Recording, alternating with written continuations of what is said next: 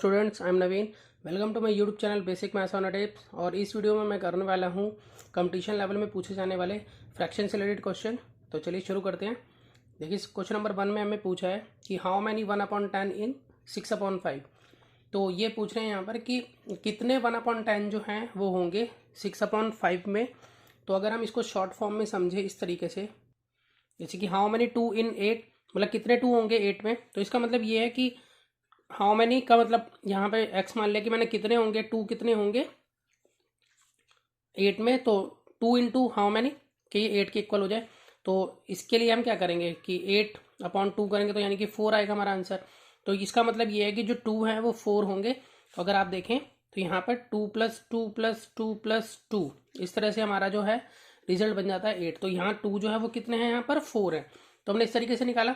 इसी तरह से हम यहाँ पर देखिए जो क्वेश्चन गिवन है हमें कि हाउ मैनी 1/10 इन 6/5। तो इसका मतलब 1/10 कितने टाइम्स है कि 6/5 के इक्वल आ जाता है। तो यानी कि यहाँ पर जो 1/10 है ये हम उधर अगर लेके जाते हैं तो ये डिवाइड की फॉर्म में चेंज करेंगे। हम यहाँ पर डिवाइड का साइन लगा देंगे कि यहाँ मल्टीप्लाई था तो उधर जब गया तो वो डिवाइड हो गया। तो यानी कि इसको हम इस तरह से लिखेंगे। अब उसके बाद हमें मालूम है कि अगर बीच में डिवाइड का साइन होता है तो हम इसको रेसिप्रोकल करते हैं और यहाँ मल्टीप्लाई का साइन डालते हैं बीच में। तो 6/5 मल्टीप्लाई 10/1। तो यहाँ पर हम सॉल्व करें तो 5 1 जा 5, 5 2 जा 10 और यहाँ पर हो गया 6 2 जा 12। तो इसका मतलब जो है तो 1/10 जो है वो 12 होंगे इसमें, तब 6/5 बनेगा। तो इसका मतलब हमारा जो बी ऑप्शन है वो बिल्कुल राइट है। तो चलते हैं नेक्स्ट क्वेश्चन की तरफ। बिल्कुल उसी की तरह है कि हाउ मैनी 1/2 इन 12। तो यहाँ पर भी बिल्कुल वैसे ही करेंगे हम। देखिए हम इसी तरह से लिख लेते हैं 1/2 कितना टाइम्स है यहाँ पर 12 के। तो यहाँ पर सॉल्व करें 3 1 2 1 जा 2, 2 + 1 3/2 इंटू में x = 12। तो x की वैल्यू निकालने के लिए 12 डिवाइडेड बाय 3/2। अब यहाँ पर 12 यहाँ मल्टीप्लाई हो जाएगा, रेसिप्रोकल हो जाएगा यहाँ पर ये इधर। तो यहाँ पर 3 1 जा 3, 3 4 जा और 4 2 जा हो गया 8। इसका मतलब कि जो 1/2 जो है 12 में वो 8 है, मतलब 8 बार है। तो हम इसका बी ऑप्शन इसमें यहाँ राइट है। अब चलते हैं नेक्स्ट क्वेश्चन की तरफ। इसमें पूछा which of the following is the greatest fraction. इसमें से कौन सा जो है ग्रेटेस्ट फ्रैक्शन है। तो ग्रेटेस्ट फ्रैक्शन देखने के लिए हमारे लिए आसान हो जाता है अगर डिनोमिनेटर जो है सेम हो। तो जैसा कि आप जानते हैं जो ऊपर वाला नंबर है वो ये न्यूमिनेटर होता है, ये डिनोमिनेटर होता है। अगर ये जो जितने फ्रैक्शन हमें गिवन है इसमें सब में जो है डिनोमिनेटर सेम है। तो डिनोमिनेटर जब सेम होता है तो इसमें जिसका न्यूमिनेटर ग्रेटर होगा वही ग्रेटर जो है फ्रैक्शन होगी। तो अगर हम देखें न्यूमिनेटर किसका ग्रेटर है तो ये 13/8 जो है वो ग्रेटर है यहाँ पर सब इन सब में। तो इसका मतलब 13/8 इसका राइट आंसर है जो कि ऑप्शन डी है। बस हमें ये ध्यान रखना है कि अगर हमारा डिनोमिनेटर सेम होता है तो हम इजीली न्यूमरेटर में कंपेयर करेंगे और जो न्यूमरेटर में ग्रेटर होगा वही ग्रेटेस्ट फ्रैक्शन होगी। अब चलते हैं नेक्स्ट क्वेश्चन की तरफ। अब देखिए इस क्वेश्चन में हमें स्मॉलेस्ट फ्रैक्शन पूछी है इनमें से। तो यहाँ पर भी हमारा जो डिनोमिनेटर है वो सेम है इन फ्रैक्शंस का। तो हम कंपेयर करेंगे, न्यूमरेटर में जो सबसे छोटा होगा वही स्मॉलेस्ट फ्रैक्शन होगी। तो अगर हम देखें सबसे छोटा फ्रैक्शन इसमें जो हमें दिख रहा है वो दिख रहा है 2/18। तो 2/18 यानी कि ऑप्शन बी इसमें राइट होगा, बिल्कुल सेम। अगर हमें डिनोमिनेटर सेम मिल जाते हैं तो हम न्यूमरेटर में ही कंपेयर कर लेते हैं। अगर बड़ा पूछा तो बड़ा देख लेंगे और छोटा पूछा तो छोटा देख लेंगे। अब चलते हैं फिफ्थ क्वेश्चन की तरफ। देखिए फिफ्थ क्वेश्चन में दिया है which of the following is the greatest fraction. इनमें से कौन सा जो है वो ग्रेटेस्ट फ्रैक्शन है, हमें ये बताना है। अब यहाँ पर जो है न्यूमरेटर डिनोमिनेटर जो है वो हमारे सेम नहीं है। तो डिनोमिनेटर जब सेम नहीं होते तो हमें क्या करना होता है, तो मैं आपको इसकी शॉर्ट ट्रिक बताता हूँ। वैसे एक तरीका होता है कि एलसीएम लेके पहले हम डिनोमिनेटर सेम कर लें फिर हम ग्रेटेस्ट फ्रैक्शन बता दें, तो वो थोड़ा लंबा तरीका हो जाता है। तो क्योंकि हमारे पास टाइम थोड़ा कम है कंपटीशन लेवल में तो हम एक शॉर्ट ट्रिक से इसको थोड़ा करेंगे। तो देखिए किस तरह से इसको करते हैं। पहले मैं क्वेश्चन लिख लेता हूँ। देखिए जैसे कि हमें ये फ्रैक्शन इनमें हमें बताना है जो कि ग्रेटेस्ट फ्रैक्शन कौन सा ये बताना है हमें इसमें। तो सबसे पहले आप क्या कीजिए कि इन दोनों का डिफरेंस निकाल लीजिए। इन दोनों में 3 और 2 का डिफरेंस क्या हो जाएगा 1। ये 1 यहाँ लिख दीजिए और यहाँ पर ये जो ऊपर वाला है वो 2 यहाँ लिख दीजिए। तो इसका रिजल्ट जो बनेगा वो बनेगा हमारा 2। उसी तरह से यहाँ देखिए इन दोनों का जो डिफरेंस है 3 और 4 का डिफरेंस होगा 1, वो यहाँ लिखिए। और इसमें ऊपर जो नंबर है न्यूमरेटर वो यहाँ लिखिए, इन दोनों को अगर हम डिवाइड करेंगे तो हमारा आंसर बनेगा यहाँ पर 3। उसी तरह से यहाँ पर 5/9 है, इन दोनों का जो डिफरेंस है ये यहाँ पे सीधा वो लिखते हैं, इन दोनों का जो डिफरेंस है 5 और 9 का वो यहाँ पर आ गया 4 और यहाँ ऊपर लिख देंगे यहाँ पर इसके न्यूमरेटर जो है इसका 5। अब हम इन दोनों की डिवाइड करेंगे, डिवाइड करके यहाँ पर आएगा 1.25। अब उसी तरह से यहाँ पर देखिए कि अगला है हमारा 7/9, तो इन दोनों का अगर हम डिफरेंस निकालें तो 9 और 7 का जो डिफरेंस है वो 2 होगा और जो न्यूमरेटर है वो यहाँ रखिए और इन दोनों को डिवाइड कीजिए तो ये आएगा 3.5। तो अब हम देखेंगे 2, 3 और 1.25 और 3.5 इन सब में जो है सबसे ग्रेटेस्ट कौन सा है, तो हम देख पा रहे हैं कि सबसे ग्रेटेस्ट जो है वो 3.5 है इन सब में, ठीक है। तो जो किसके लिए है ये इसके लिए 7/9 के लिए, तो 7/9 जो है इन सब में जो है वो ग्रेटेस्ट है, तो 7/9 यानी कि ऑप्शन ए जो है इसमें बिल्कुल करेक्ट माना जाएगा। क्वेश्चन नंबर 6 पर चलते हैं। देखिए क्वेश्चन नंबर 6 में हमें दिया है the difference between largest and smallest fraction of the following fractions. तो सबसे बड़ा फ्रैक्शन और सबसे छोटे फ्रैक्शन का जो डिफरेंस है वो हमें यहाँ पर बताना है। तो जैसे कि यहाँ पर हमें 3 फ्रैक्शन गिवन है और तीनों के डिनोमिनेटर भी सेम नहीं है, तो पहले हम ये जानेंगे कि इसमें सबसे बड़ी फ्रैक्शन और सबसे छोटी फ्रैक्शन कौन सी है। बिल्कुल पिछले क्वेश्चन में जैसे हमने किया था बिल्कुल उसी तरीके से देखिए, जैसे सबसे पहले हम इन दोनों का डिफरेंस निकाल लेते हैं। इन दोनों का जो डिफरेंस है वो 1 होगा और न्यूमरेटर को रख देंगे यहाँ पर, और अगर हम इन दोनों की डिवाइड कराएंगे आपस में तो 2 आएगा। उसी तरह से हम इन दोनों का डिफरेंस निकालते हैं, तो 5 और 3 का डिफरेंस 2 वो नीचे लिख लीजिए, न्यूमरेटर लिख लीजिए यहाँ पर, और इन दोनों की हम डिवाइड करेंगे तो 1.5 आएगा।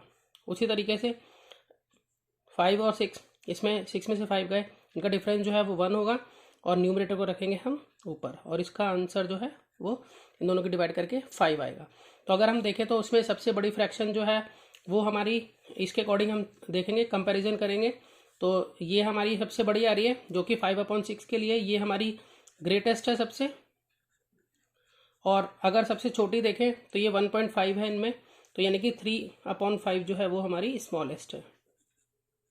अब हमने क्या करना है कि ग्रेटेस्ट और स्मॉलेस्ट का डिफरेंस निकालना है। अब यहाँ पर हमारा ग्रेटेस्ट और स्मॉलेस्ट फ्रैक्शन मिल चुका है, तो ग्रेटेस्ट फ्रैक्शन जो है वो हमारा है 5/6 और जो स्मॉलेस्ट है वो है हमारा 3/5। तो अब हम इसका डिफरेंस निकाल सकते हैं इजीली। इन दोनों का हम एल्सियम ले लेंगे पहले, 6 और 5 का एल्सियम आ गया 30, और 6 की टेबल में 30 कितने पे आता है 5 पे, तो 5 को ऊपर से मल्टीप्लाई करेंगे। उसी तरह से 5 की टेबल में 30 कितने पे आता है 6 पे, तो 6 को ऊपर से मल्टीप्लाई करेंगे तो 6 3 यहाँ 18, और इन दोनों को हम आपस में लेस कर लेते हैं तो क्या आएगा, तो हमारे पास आएगा 7, तो 7/30, तो इनका डिफरेंस जो है वो 7/30 बन जाता है। तो यहाँ पर हम चेक करते हैं कि 7/30 देखिए है या नहीं है। ये देखिए ऑप्शन ए जो है 7/30 बिल्कुल इसका राइट आंसर है। तो चलते हैं नेक्स्ट क्वेश्चन की तरफ। तो देखिए क्वेश्चन नंबर 7 में हमें असेंडिंग ऑर्डर में लिखना है। तो सबसे पहले हम इसको, असेंडिंग ऑर्डर का मतलब होता है छोटे से बड़े की तरफ जाना, मतलब हमें छोटे से बड़े की तरफ जाना है। जैसे हमारी काउंटिंग चलती है 1 2 3 4, छोटे से शुरू होती है और आगे तक बढ़ती रहती है। तो सबसे पहले हमें ये जानना होगा इसमें सबसे छोटा कौन सा है, फिर उससे बड़ा कौन कौन सा है। तो इसके लिए पहले हम कंपैरिजन करने से पहले हम इसे ये जान लें कि छोटे से बड़े की तरफ मतलब कैसे हम उसे पहचानेंगे। तो उसके लिए पहले मैं क्वेश्चन लिखता हूँ। तो जैसे मैंने पहले किया था उसी तरह से हम इसके पहले ऑर्डर को जान लेते हैं। तो पहले ग्रेटेस्ट स्मॉलेस्ट ये सब हमें पता लगाना पड़ेगा इसमें। तो देखिए इन 1 और 3 का जो डिफरेंस होगा वो होगा 2 यहाँ पर, और न्यूमरेटर में है हमारा 1, तो इसका आंसर होगा 0.5। उसी तरह से इन दोनों का जो डिफरेंस है 4 और 3 का डिफरेंस 1, न्यूमरेटर में हमारा 3, तो इसका आंसर आएगा 3 डिवाइड करके। उसके बाद है 2 और 5, इनका डिफरेंस हो गया हमारा 3 और ऊपर रह गया हमारा 2, न्यूमरेटर में 2 है, तो इसको अगर हम डिवाइड करेंगे तो ये आएगा 0.66 के आसपास, ठीक है। उसके बाद 6 और 7 का जो डिफरेंस है यहाँ पर 7 में से 6 गए 1, मतलब आप बड़े में से छोटा घटा कर ही लिखेंगे, उसमें माइनस को कंसीडर नहीं करना आपने कि ऐसा कुछ, ठीक है। तो उसके बाद यहाँ पर आएगा 6, न्यूमरेटर ऊपर लिखते हैं, इन दोनों को डिवाइड करेंगे तो आएगा 6। अब हम इसको ये जो हमारे आए हैं इसके अकॉर्डिंग हम इनको ऑर्डर में लिख सकते हैं छोटे से बड़े के। तो छोटे से बड़े के ऑर्डर में अगर हम लिखें तो हम यहाँ पहले सबसे पहले लिखेंगे हम 0.5 को, फिर उससे जो बड़ा आएगा वो हमारा होगा 0.66, जो उससे बड़ा आएगा वो होगा हमारा 3, और उससे जो बड़ा है वो हमारा है 6। तो 0.5 किसके लिए है, ये 1/3 के लिए है, ठीक है। और 0.66 किसके लिए है, तो अगर हम देखें 0.66 जो है वो 2/5 के लिए है, 0.66 2/5 के लिए है। और फिर उसके बाद उससे बड़ा जो है वो हमारा है 3 जो है वो 3/4 के लिए है। और फिर उससे बड़ा जो है 6 वो 6/7 के लिए है। तो इस तरह से इसका जो ऑर्डर है वो ये बनता है। तो अगर हम चेक करें तो ऑप्शन देखें इसमें कौन सा है, तो ऑप्शन इसमें सी जो है वो बिल्कुल करेक्ट आ रहा है। चलते हैं नेक्स्ट क्वेश्चन की तरफ। तो देखिए नेक्स्ट क्वेश्चन में हमें सॉल्व करना है 10/25 को डिवाइड करना है 15/20 से। तो ये बहुत ही ईजी है। हम मल्टीप्लाई का साइन लगाएंगे डिवाइड को हटाकर और इसको रेसिप्रोकल करेंगे, उसके बाद इसे सॉल्व कर देंगे। देखिए इस तरह से, देखिए 10/25 मल्टीप्लाई कर दीजिए, ऊपर रेसिप्रोकल कर दीजिए इसको। अब ये कट रहा है एक ही टेबल से, तो 5 से काट लेते हैं। 5 2 जा 10 और 5 3 जा 15। ये भी 5 से कट रहा है ऊपर नीचे, तो 5 4 जा 20 और 5 5 जा 25। तो 2 4 जा हाँ 8 हो गया और 5 3 जा 15 हो गया। तो 8/15 जो है वो इसका राइट आंसर होगा। तो हमने जब बस करना क्या है, अगर हमें P/Q डिवाइड में R/S इस फॉर्म में दिया हो तो P/Q को एज इट इज रहने देना, यहाँ पर S/R रेसिप्रोकल कर देना। उसके बाद अगर ऐसे कटिंग हो रही है, ऐसे कटिंग हो रही है तो करनी है, ठीक है। और ऊपर नीचे कट हो रहा तो भी कर सकते हैं हम, लेकिन सामने सामने मल्टीप्लाई करते हैं। तो इस तरह से 8/15 जो है ऑप्शन बी इसमें बिल्कुल राइट है। अब देखिए क्वेश्चन नंबर 9 में क्या है, area of rectangle is 45 5/16 centimetre square है। इफ वन एज एक लेंथ उसकी अगर जो है 6 1/4 सेंटीमीटर है तो हमें उसकी ब्रेथ बतानी है। तो देखिए कैसे करेंगे इसको। देखिए मैंने लिख लिया एरिया ऑफ रेक्टेंगल जो है हमें इतना गिवन है, तो एरिया ऑफ रेक्टेंगल होता है L/B के इक्वल। तो अगर हम इसको मिक्स को इम्प्रॉपर फ्रैक्शन में कन्वर्ट करेंगे तो 16 को 45 से आप मल्टीप्लाई करोगे तो 720 आएगा, और 720 में 5 प्लस करोगे तो होगा 725 और अपॉन में 16। अब यहाँ पर हमें लेंथ जो है वो ऑलरेडी गिवन है, जो कि है हमारी 6 1/4। तो यहाँ पर हम 6 1/4 लिख सकते हैं लेंथ की जगह पर। 6 1/4 इंटू में b जो है वो 725 अपॉन में 16 है। तो इसको हम यहीं पे इम्प्रॉपर फ्रैक्शन में कन्वर्ट कर लेते हैं मिक्स से। तो 6 4 जा 24, 24 plus 125/4 multiply by b is equal to 725 upon में 16। अब उसके बाद ये जो पार्ट है ये उधर चला जाएगा तो डिवाइड की फॉर्म में आएगा यहाँ पर ही इस तरह से। तो 725 अपॉन में 16, फिर डिवाइड का साइन यहाँ पर 25 अपॉन में 4। अब यहाँ पर हम इधर वाले पार्ट को रेसिप्रोकल कर देंगे जैसे मैंने आपको पीछे बताया था। तो 725 अपॉन में 16 इंटू में 4 अपॉन में 25। तो 4 की टेबल में 16 आ जाएगा, 4 जा पे 4 4 जा 16। और जो 25 है इसकी टेबल में 725 जो है वो 29 जा पे जाएगा। तो आप डिवाइड करके देख सकते हैं। तो यहाँ पर हमारा बनता है 29 अपॉन में 4। क्योंकि क्वेश्चन हमारा मिक्स फॉर्म में था तो आंसर भी हमारा, देखिए क्वेश्चन मिक्स फॉर्म में था ना, तो आंसर भी हमें मिक्स फॉर्म में ही निकालना चाहिए इसका। तो मिक्स फॉर्म में निकाल लेते हैं इसको। तो यहाँ पर देखें हम मिक्स फॉर्म में अगर निकालते हैं 29 4 जा यहाँ 29 सॉरी बाहर 4 और इसको डिवाइड करेंगे तो 4 7 जा 28 1। तो यानी कि इसको हम इस तरह से लिखेंगे, 7 जो है वो मिडिल में लिखेंगे, ये नंबर ऊपर और ये नीचे। तो ये 1/4 सेंटीमीटर। इस तरह से हमारा आंसर जो है 7 1/4 आता है, जो कि हम देखें तो ऑप्शन सी इसमें बिल्कुल राइट है। तो मिलते हैं नेक्स्ट वीडियो में और नए क्वेश्चंस लेकर कंपटीशन लेवल के। तो तब तक आप प्रैक्टिस कीजिए और अपनी मैथ्स को इम्प्रूव कीजिए। Good bye.